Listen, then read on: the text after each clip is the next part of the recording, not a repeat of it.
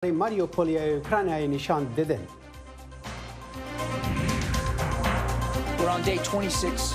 پێنتاگۆن دەڵێت رووسیا لە شەڕی ئوکرانیا ئامانجەکانی بەدەست نەهێناوە.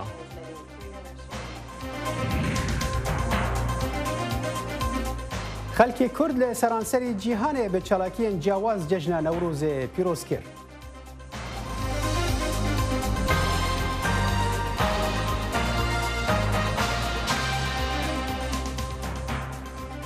جه برنامه کرد کنکشن دنگ امریکا ل واشنگتن پایتخت سلاوورز من صالح دمیجر و بینرن هجا لای مریشوا جان دیلان ایدمتان خوش. ڤیدیۆی فڕۆکەی بیفڕۆکاوانەکان کە ئەمڕۆ بڵاوبوونەتەوە پێشانی تەخینەوە دەدات لە کارگە و ساختمانە پێشەسازیەکانی شاری ماریپۆل بە تالیانی ئازۆفی گاردی نیشتمانی ئوکرانیا کە ڤیدیۆکەی بڵاو کردوێتەوە دەڵێت ڕووسەکان بە شێوەیەکی شەڵەژانە تەقەی دوژمنانە دەکەن فڕۆکەکانی دوشمن بۆمبەکان دەهاوێژنە سەر ژێرخانی ماریپۆل ئەو کارگە و کۆمپانیا پێشەسازیانەی کە کار دابین دەکەن و ڕێگایان پێداون بازرگانی لەسەر ئاسێکی جیهانیدا بکەن لە ناو دەبریان. ئۆکرانیا بەردەوامە لە خۆڕاگری و ئامادە نەبووە ملکەچی داخوازەکانی رووسیا ببێت بە خۆ بەدەستەوەدان. سەرۆکی ئوکرانیا ڤلۆدیمیر زێلێنسکی شەڤابۆری گوت ئەو ئامادەیە پێگیریە یوکراینای نیشان بدە ئەگەر ئەو هەولێن ئەندامتیە یعنی ئەکو نەبە ئەندامە ناتۆیە ئەگەر ئاگەربەستێک وەرە ڕاگەهاندن هێزین رووسی ڤەکشن و ئەولەکاریە یوکراینای وەرە گارانتیکردن. وی دووپات کرد و گاوا یەکەم پێویستە ڕاوەستاندن شەر بە. زێلێنسکی دە هەفەیڤینەکێدا لەگەل مەدیا یوکراینای گوت دەوێ ئاگەربەست وەرە ڕاگەهاندن هێز ڤەکشن و سەرۆک بە سەرۆکە ڕابجەڤن لەسەر ڤەکشین و گەرانتیان وەرن ئەرێکردن. وی هەروەها بانگە ئاخافتنین ڕاستەڕاست بە سەرۆکی رووسیا ڤلادیمیر پۆتین ڕاکرد و گوت حتا ئەو بۆ پۆتین ڕ نەجڤە نەپێکانە کۆزانە بە کارووسیا دخوازە شەڕ ڕاوەستینە یانە.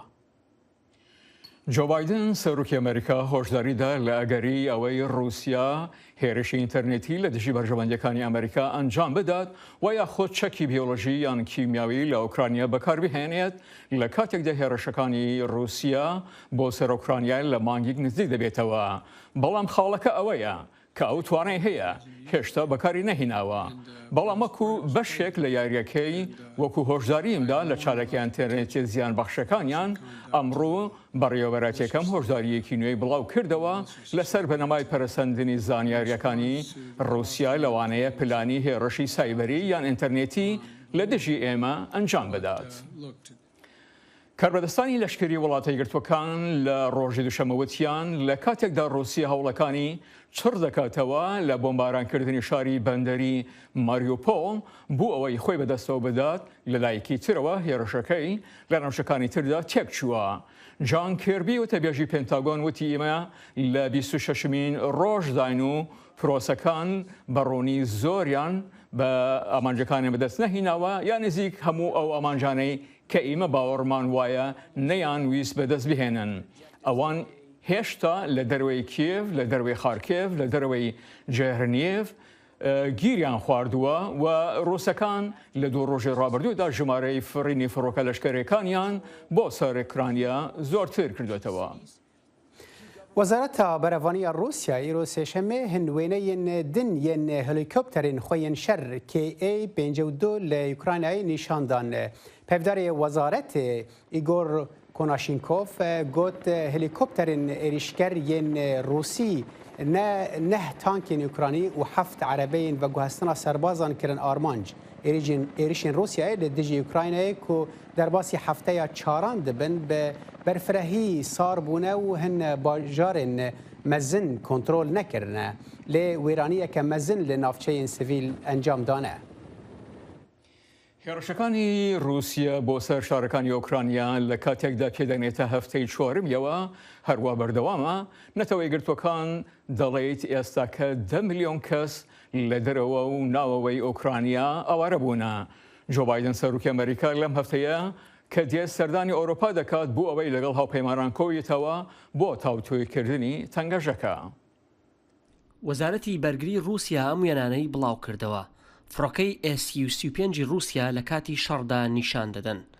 لە کاتێکدا گوتەبێژێکی وەزارەتەکە دەڵێت موشکێکی هایپەرسۆنیکی دوورمەودایان گرتووەتە ئامانجێکی سەربازی ئۆکرانی. دوم هێرشی لەم جۆرە بوو لە ماوەی تەنیا 2 ڕۆژدا. ئەمەش هەفتەیەک دوایەوە دێت کە ئۆکرانیا رووسیای بە بۆمبارانکردنی هۆڵێکی شانۆ تۆمەتبار کرد کە سەدان کەس وەکو شێڵتەر بەکاریان دەهێنا و لەسەر زەویەکە لە بەشی پێشەوە و دواوەی بە زمانی رووسی نووسی بوویان منداڵ بۆ ئەوەی بۆمباران نەکرێن.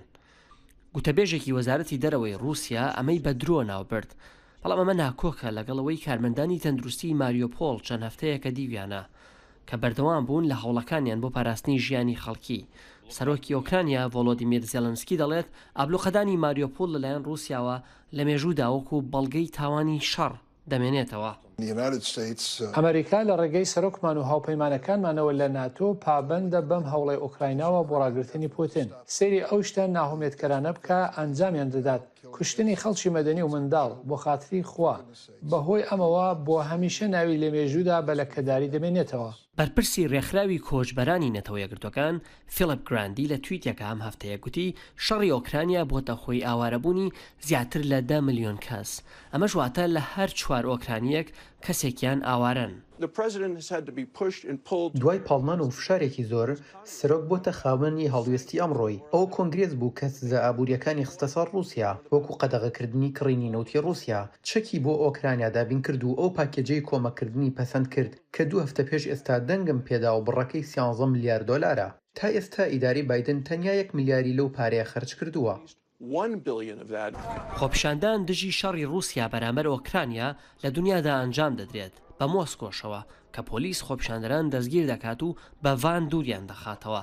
هیچیان ڕەنگە هێندەی مارینا ئۆڤزیانیکۆڤا بەناوبانگ نەبن. ئەو کارمەندەی کەناڵی تەلەڤیزیۆنی یەکی دەوڵەتی رووسیا کە خۆی کرد بە پەخشی ڕاستەوخۆی کەناڵەکەیدا و بانەرێکی هەڵگرت بوو کە بە ئینگلیزی لێ نووسرا بوو نابۆ شەڕ و بڕوا بە پرۆپاگەندە مەکەن.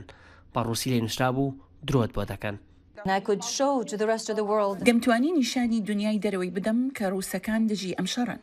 دەمتوانی نیشانی خەڵقی رووسیای بدەم کە ئەمە تەنیا پرۆپاگەندەیە و کە ئەو پرۆپاگەندەیە ئاشکرا بکەم و وەکو خۆی نیشانی بدەم. ڕەنگە ئەمە هانی خەڵق بدات کە دژی ئەم جەنگە هەڵوێست وەرگرن. هیواخواز بووم کە ئەو کارم بە جۆرێک یارمەتی خەڵق بدات بۆ چوونیان بگۆڕن. داهاتووی مارینا نادیارە دوای پەسەندکردنی یاسایەکی نوێ لە رووسیا کە نیشاندانی شەڕەکە بە نەرێنی بە تاوان دادنێت و ئەنجامدەری دەکرێت 15 ساڵ زیندانی بکرێت. بۆ ئارەش ئارەبەسادی نام عەبدوڵڵا دەنگی ئەمریکا. دەمەکێدا کۆ عێریشên رووسیا لە دژی ئوکرانیایە بە سەدان کەس کوشتنە و بە ملیۆنان پەنابەر و دەربدەرکردنە هەژمارێکە مەزن یا خەلکێوی وڵاتی ji navçeyê şer reviyana bajarê Lviv lê Rojavayê Ukraynayê ku hinekî ji Kiev û aliyê Rojhilatê welêt selamettir e. Lê her hal hebûna xelkekî pir li Lviv bandorê dide ser jiyana rojaneya bajêr. Ji bo agahiyê bêhtir di vê derbarê de niha pizîşkê Kurd Diktor Abdullah Dîke bi riya Skype ji bajarê Lviv bi me re ye. Dem baş Diktor rewşa Lviv niha çawa ye û xelk çi dibêje? دەم باش تەڕژێژ هەموو کوردان را دەم باش دەستپێکێ نیرۆز لە گیشتان پێرۆز بێ و ملەتێک کورد هەبی و خودێ تشفینان شەر نەبینێ وڵاهی کوتنها ڕەوش یعنی بنێری گۆر باژارێ لڤیڤ یعنی بەلێ ملەت باژارên دەرا ku şer lê divê gelkî virdatê gelkî virdatê yani nimûne dihînî şarederiya bajarê me hema 54,000 insan yani ewana bicî kirbûn dav mal dabûne wana yani hesab bike binê çi qasa dirojanê de insan tê vî bajarî û ro çi qasa yani zêde bê yani nimûna din di şarederî da hîro daxaniyek da goj destpêkê heta niha destpêkê heta niha dora 116,000 insan yani bicî kirine bi mal kirine û di rojanê da yani 23,000 yani derbasî nav welatê Polanda bûne deriya di navbera ew derî ku hene di navbera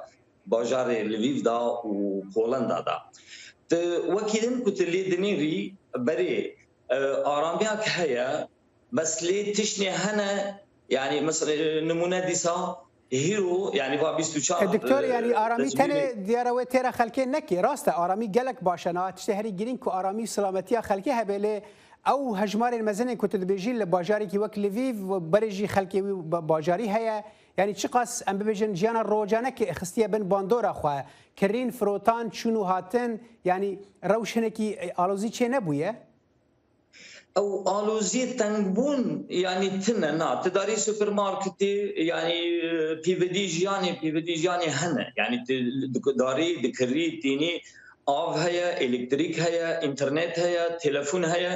یعنی با تشتانا گیشکی هنه لی تشنی هنه مثلا دهیرو 24 ساعتی تالی دا 4 جاران زنگلی آلارم لیکت و خلق ترسیا کدیسا او مشک تینه يعني واجد تشتغل جيكي ترسيه يعني جاره يكيد يعني د 24 ساعتان دا كتجمير ايطالي دا يعني ورقص واني او الارم يعني او زنقلي كنت ليت كذي خلق دبيها ياخذ بن زمينان كي دران كي لسر جادان كولان نميني واتشتغل جارنا هي دبي باشا دكتور بقول اذا خفتنا تدبرم تبحث ويا كي كركو شاردري او قاس خلق بروجانه بجهدك بمالدك يعني واتا هناكي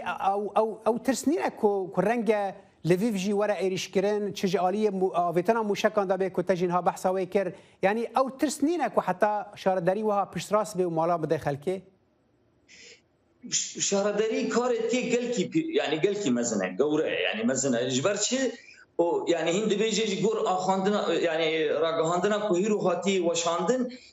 حالي شاردريا باجيدا بوهين 18000 جي مال ما آماده کرنه کو کس یدن ورن امکان واجد دیگن و بلکه دورا گور گوتمان به 700 يعني 1000 مال خلکی يعني پریوات واجد آماده کریا خو کرنه مال خود ددن او کسی کو جناب جي شرطن اما تشني هاني كونها يك مترسلي هي جاره بناء ملتا يعني تيقولن او دبين بلكي جهالي بيلاروسي دا دي بيلاروس لفر نيزكتره يعني باكور روج افاي اوكرانيا كوي يعني سينوري بيلاروس يعني تشيك ورق مترسياك ورق هي بس هما او بيجي يعني نزت او شري يعني كوتي وطوب وارينا او دوري برا رصيد خازي دوري برا يعني اگر هاتو دكتور تشتكي ببيجن نخواستي بو ودمي همي خلكي وي باجاريجي وبري خو بدن بيلاروس يعني بهرن بولندا يعني بيتر بري وان لكوبيوي لفي بني لروج افاي اوكرانيا يعني 4 ولات هنا خلق بري خود ديكي يك بولندا يك سلوفاكيا يك هنغاريا ورومانيا وانا يعني مثلا از نمونه ببيجم ايد مافبرا يعني نافبرا يعني ولايات لفيف يعني لفيف وبولندا نمونه مليون و 156 هزار يعني دربه شنو بس دريا باجار لفيف را شنو بولندا بس بولندا يعني ورك سينوري جهالي روج ابای اوکراینی دا سينور ندن هنا دكتور جالي پزشکی دا جالي پیوستین پزشکی دا بریندار هنا نخوش هنا کسین بعمر هنا بچوک هنا زاروک هنا پیوستین پزشکی حتشتي يعني هيا يعني كيماني في درباري ده هنا يعني او تي ددي امشكي دورن يعني امشكي دورن كنت تيجي ايه هاني توري جراند دقنا جمع ددي هن لسري حتى كنت ولي يعني باجار لفيف هن درني دنجي هنا باجار مزن ارامن يعني وقت ترنوبل وقت ريفنا وقت فينيتسا وانا نيزكترج الشر يعني نيزكترن ايه هاني جار هي مثلا هنا ابرين هنا تين يعني بس كيم يعني دنافرا ونافشين شردا باجار ندن هنا كو ارامترن تي واتايا كل جم وين روش هناكي ارامتره او تشتغل خالد تزلال بود دكتور از تجلك سباس كم بزيشكي كرد دكتور عبد الله ديكت باجاري لفيف برابي جلك سباش بودماته قال لك جوراجي سباس كون با اخبي دكن وبي بيوندي دكن ام خوش حالن قالكي وبريا او وراجي ديجن كو كسي كرد للدران ماي اللي في هالي رجولاتي رجاباي اوكرانيا بي مالا بي كسا دري مالا من بكرين استمجي دلدا قال لك سباس جوجو مالياته سباس دكتور قال لك جوراجي سباس دنگی ئەمریکا سەرچاوەی متمانە پێکراوی هەواڵ و زانیاری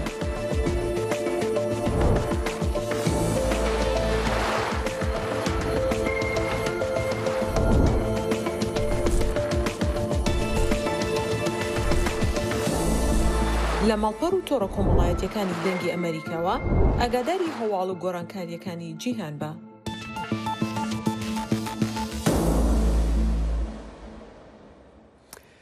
دادوار کتنجی براون جاکسون ایرو برسوا پرسین اندامین کمیته دادواریا سیناتوی امریکی دیده پشتی که قانون دنارن کاندید کرنا و به کرسیا دادگاه بلند به دابرچاوان ده هر قانون دنارک 30 کلیل کبه دا پرسین خواهج جاکسون بکه اگر به اریکرین جاکسون ده بکه و جه دادوار ستیون برایر که خاننشین ده به دانشتنا ایرو روجا دویم یا 4 روزن پرسان ده جسبه حتی ایوار دریج بکه جاکسون کنها دادوارا دادگاه پیدا چونه لواشنطن پایتخت او جنا یکم یا رشه و سیم کسکا رشه که دبه کاندیدا دادگاه هری بلند امریکای.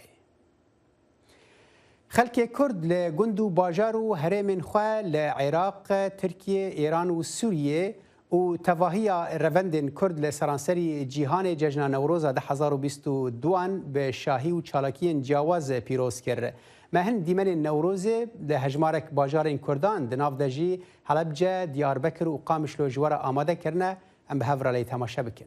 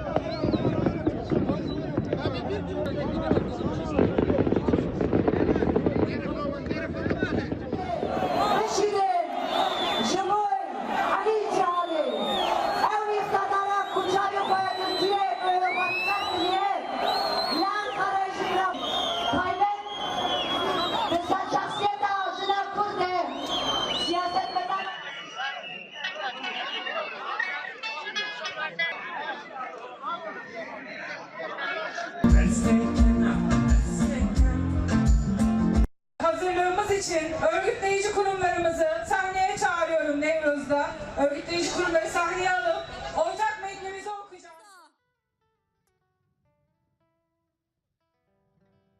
Sancar! Fatma Ceren Sancar!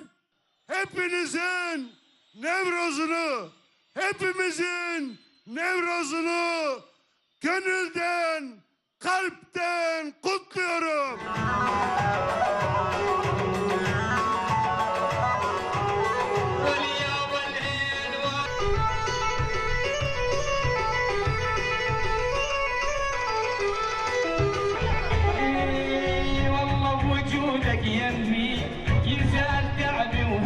يتحدث عن التاريخ منذ القدم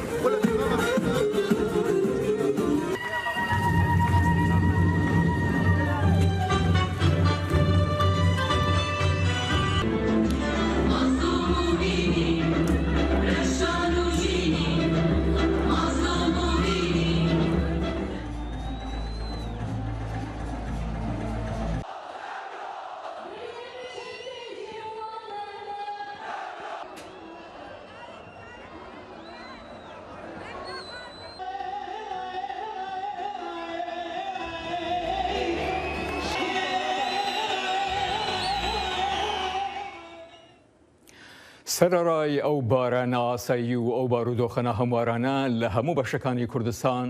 ئاهەنگگێڕانەکانی نەورۆز بەڕێوە چوو و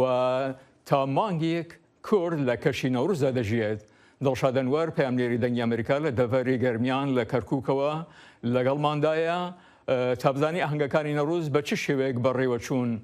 دڵشاد دەکرێت وێنەیەک بە بینەرانمان بدەن نەوروزی ئەمساڵ لەگەڵ نەوروزی پار چ جیوازێکی هەبووە بە چ شێوەیەک بەڕێوە چوو؟ بەڵێ زۆر سپاس دیارە ئەوەی کە هەیە هەموو ساڵێک لە نەورۆزدا خەڵکە هەنگە گێڕن خەڵک دەچنە دەرەوە بە حکمیەوەی کە نەورۆز دەکەوێتە وەرزی بەهارەوە سروشت سروشتی کوردستان جیاواز دەبێ ئەم ساڵیش لە زاخۆوە هەتاکو خانەقین و هەموو ناوچەکان ئاهەنگ گێڕدرا و خەڵک ڕووی لە دەرەوە کرد و خەڵکی زۆر ئەتوانم بڵێن بەشداریان لە ئاهەنگی نەورۆزا کرد ئەوەی کە جیاواز بوو ئەم ساڵ لە شار و شارۆچکەکانی کوردستان دەم و دەستگا ئیداریەکان سەرپەرشتی ئاهەنگی نەورۆزیان کرد و ئەتوانم بڵێم نەورۆزیش یەک نەبوو بۆ نمونە مەسەن لە شارێکی وەکو هەولێر لە چەند شوێنێک ئەنجامدرا لە سلێمانی بە هەمان شێوە هەڵەبجە بە هەمان شێوە واتە لە هەموو شارێک لە چەند شوێنێک ئاهەنگی نەورۆز یاخود ئاگرە کرایەوە بەڵام دۆخەکە لە کەرکووک جیاوازتر بوو بەداخەوە ململانی حزبی تێکەڵ بە ئاهەنگی نەورۆز کرا لە کەرکووک حزبەکان و یەکێتی نیشتیمانی بەجیا لەسەر قەڵای کەرکووک ئاهەنگی نەورۆزیان ئەنجامدا پارتی دیموکراتی کوردستانیش بەجیا لە یانگرانی خۆی کۆ کردەوە ئاهەنگی نەورۆزی ئەنجامدا ئەمەش وای کردە کە لە کەرکووک بەسۆی ئەو جیاوازی چی بوو کاکە دڵشاد کە بەجیا هەنگەکانە گێڕا بەڵێ دیارە گواستنەوەی ناکۆکیەکانی هەرێمی کوردستانە خۆتان نەزانن کە پارتی دیموکراتی کوردستان و یەکێتی نیشتیمانی لە هەرێمی کوردستان لەسەر چەندین مەلەف ناکۆکن چی داهاتی ناوخۆ چی پۆستی سەر و کۆمار چی پارێزگاری کەرکووک چی چۆنێتی ئیدارەدانی کە هەرێمی کوردستان لەسەر هەموو ئەمانە ناکۆک بن بۆی ئەم ناکۆکیانیان گواستەوە بۆ شاری کەرکووک و لەوێش لێکترازان ئەنجام ئێمە زانین نەوروز مۆرکێکی نەتەوایەتی هەیە لە ناوچە دابڕێراوەکان چ خانەقین شەنگاڵ یاخود کەرکووک بە چ شێوێک بەڕێوەچوو و بارودۆخی ئابووری تا چەند کاریگەری هەبوو لەسەر نەوروزی ئەم ساڵ دیارە بارودۆخی ئابووری ئەکرێ بڵین لە زۆربەی ناوچەکان خەڵک لە بارودۆخێکی ئابووری باشان نییە لە بارودۆخێکی ئابووری گونجاوە نییە بەڵام لە کەرکووک و خانەقین دۆخەکە جیاوازترە لەبەرەوەی بە شێوەیەک لە شێوەکان جۆرێک لە حەماسەتی نەتەوەیی تایە جۆرێک لە پاڵنانی نەتەوەیی تایە زیاتر ئەکرێ بڵین خەڵکەکەی گەرموگوڕی زیاتریان پێوەیە گەرچی بەراورد بە جاران ئەو گەرموگوڕێت تۆزێک کەمتر بۆتەوە بەڵام لەوێ دۆخەکە جیاوازترە جۆرێک لە ململانی نەتەوەیی تایە جۆرێک لە ململانی حزبی تایە هەموو ئەم ململانیانە خەڵک پاڵن جاچی هۆکارە حزبیەکە بێ یاخود هۆکارە نەتەوەیەکە خەڵک پاڵن بۆی ڕێژەیەکی زیاتر بەشداری لە ئاهەنگی نەورۆز بکە ئەگەرچی لە ناوچە کێشە لەسەرەکانیش ڕێژەکە جیاوازتر بوو مەسەن ڕەنگە لە کەرکووک زیاتر بێ لە خانەقین کەمتر بێ لە دووز کەمتر بێ ینی بەم شێوەیە بۆیە هەموو ئاهەنگی نەورۆز بەستراوەتەوە سەر دۆخی سیاسی و سەقامگیری و ناوچانە دڵشاد ئەنوەر پامنێری دنیا ئەمریکا لە کەرکووک وەلگەڵماندا بوون زۆر سپاس زۆر سپاس بێ لە نەورۆزا دیاربەکرێ پۆلیس ji serê sibê heta piştî nîvro rê nedabû xelkê ku tevlî çalakiyê Newrozê bibin û hin pirsgirêk li wir derketibûn pêş ji bo agahiyên bêhtir divê derbarê de niha Xecîcan Farqîn peyamnêra me lê Diyarbekirê bi me re ye dem baş Xecîcan ew pirsgirêk çawa derketibûn pêş û piştra reaksiyona xelkê çawa bû وەک تێژی دەستنیشان کرد بڕاستی ژی پرسکرێکە سەرەکە ئەو بوو کە کۆنترۆلی زێدە پۆلیسا هەبوو ژبەر و ینی بەرنەما نەورۆز هەر ساڵی ساعت دۆربەرە دەهێ و یازدیوان دەست پێت کرد ji çar deriyên sereke êciye kontrolê ez karim bêjim ku bi sedan hezar kes li dorê bikû polîsiyek bi yek ser wan gelek kontroleke zêde nav cilûbergê wan dinehêtin ka hele rengên kesk û sorûzer an jî al û poster hene ser wan an jî tunene yanî bernama ku deh û nîvyazda de dest pê bike di dora saet sî de dest pê kir yanî her kesekî ku li ber derî mabû ez karim bêjim li 4 saetê zêdetir li bendê bû ku kontrol qede û derbasê nav hundir ve û zanim gelek kesek ku bi malbatî jî hatûn tevî zarkê xwe bêzar bibûn piştî ew saeta vegeriya bûn lê mebesta polîs û helbesta polîsa li gorî salê berê îsal gelek ez karim bêjim yanî bi dijwar bi ser xelkê de diçû ji ber ku yanî gelek kesên ku beşdar bibûn temenê wan ciwan jî hebûn xort bûn zarok bûn baroya Amedê li ser hesabê xwe medya civakî ragihandibû yanî banga azadkirina wan kirbû dibêje nêzîkî sed zarok hatine girtin divê derê de girtina wan çawa dibe û ew baroya Amedê dikare çi bike divê derbarê de Belê bi giştî do hilgorî daxuyaniya girinendeya ewlehiyê nêzî sêfer kesê hatin girtin ku ji heftê çar kesê wan zarokin ev ya ji baro destnîşan kir û ez bawer dikim heta îrodanê sibê 125 kes hatine berdan lê hê kesek ku nehatine berdan jî hene بارو دبجه کو زاروک 11 سالی جد ناو ده هده اجبر کو یعنی زاروکن فهم ناکن رنگ کس سوروز دستیان ده هبون شو امنیت جداخ یعنی ده او دبجه رنگ کس سوروزر نشانین ریخسنا ترورین مبس PKK و کسی که سلوگان آوت مجبوری ربری PKK انجا سلوگان این که لگوری کمیته دیار نکریه همی کسا گردن اشو دوشان زندی ده حوالی ما عارف هستن جد دوشانی ده بو و میوانه کافو که خواست بره رپورتاج که سر جلی کس که سوروزر که انجلی نتوی نخواست ممکن نور پلیسان یکسر ویش بر کامرای گرت بو و برگو دست سر کرد بو هلوست اگزی رنگ جرا پرشی سال 2012 داشت چه بو ساله لی ای سال براستیشی دیار بو که اصلا یک مزن هی نخواست میدان تشه ببه خدیجان ببوری از خاطر تدبیر لدياربكر لتن الجهه كي نوروز شذبه للجهه جواز شذبن ايصال جسال بري فرق وجوازي هبو يعني او كومبونا اوقس خلق هجمارك مزنه خلقي للجهه كي شخص مترسيك او لكاريجي درد خبيش البته جبرك 6000 پلیس سنل نو آمده داش بو نوروز هاتون اکتار کرن او باریر کل دورا نوروز دانه بو 5 کیلومتر قاسی از کارم بهش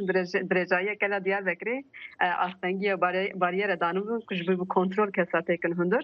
دو نتنل آمده نافچه آمده شی پیروز باهی هبو یعنی او کسی که هاتون نه اری گله کس جباجارن در دور جهات بو لهربت کنترل کنه وجه زحمته و جبار وردا پشتی کو اراده شاردار کتی دست اداره شارداری کتی دست کایومان ام ببینیم که پلیس پر زیاده میدان تجربو اب دیمنی که آنها خویج کشخوا سال بری چه ندبون لی سال هلوستان بلاتون بو کسی که سلوگان اجی داویتن یکسر با اندگرتن دبرن اجی دکر که او کسی که لجبوهات من نوروز هستن یعنی و گرسه که نیزی 500,000 نمی‌کنه تلو داری کنترل کنه هدف کار بو کنترل کنه نه جو پلیس کار بو کنترل بهش بروی صدمه گلک چاران آلوزی در کردن جو پلیس جبرین دار چه بون جو خلق کو بشتر بگون جو جبرین دار چه بون اوش اکو بدست آنج دکتن اکو دست آن آل هبون نشانه سمبل هبون شی مخابن پرانیانشی هاتن دست سرکن لی از کارم بهش می‌کنه روز ایستال هم جو علی افتنکن هم جو علی آلوزی و جدو بو و بشتر بونی واجی از کارم بهش می‌کنه وکی نوروز 2013 و 14 و 15 بو كتزاني الوي درجي بله خالد خديجان فارقين بامني رماج دياربكر جالكس باس بودمات باس باش خلاص بشره بين الرجال لفر كورت كونكشن بداويات تا جارا بي سلافين رافين دوسكي فراد فلاحي لكنترولي وينجاني ديلانو من صالح دمي جرجبوا هرشاد وبختور بن بمن خوش